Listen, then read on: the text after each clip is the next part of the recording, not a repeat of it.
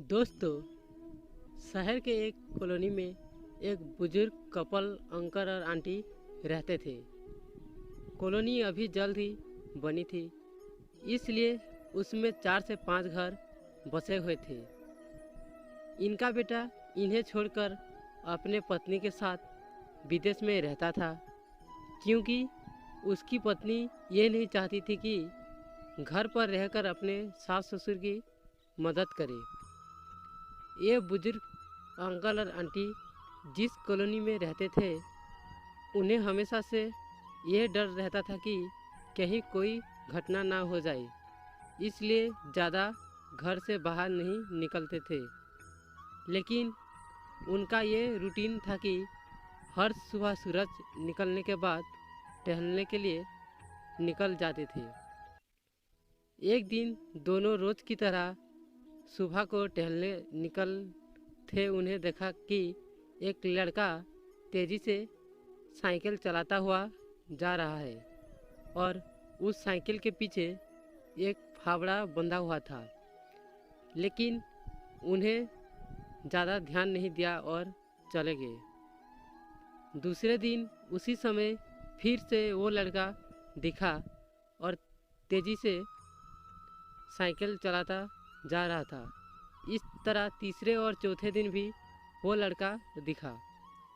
5वें दिन आंटी जी ने अंकल जी से पूछा कि ये लड़का हर रोज़ सुबह इसी समय तेज़ी से साइकिल चलाते हुए जाता है। मुझे लगता है कि कुछ गड़बड़ है, कहीं ये लड़का कोई गलत काम करने तो नहीं जा रहा है।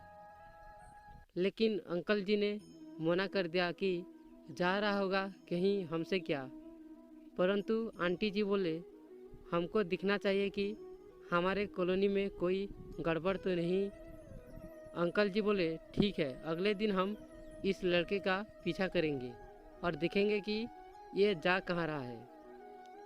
अगले दिन सुबह को फिर से वो लड़का तेज़ी से साइकिल चलाता निकला। उनके पीछे अंकल और आंटी जी भी गई। उन्होंने देखा कि थोड़ी दूर जाने के बाद वो लड़का एक पेड़ के पास साइकिल खड़ी कर दी। उसी पेड़ के पास थोड़ी सी खाली ज़मीन पड़ी थी और उसे वो खोदने लगा।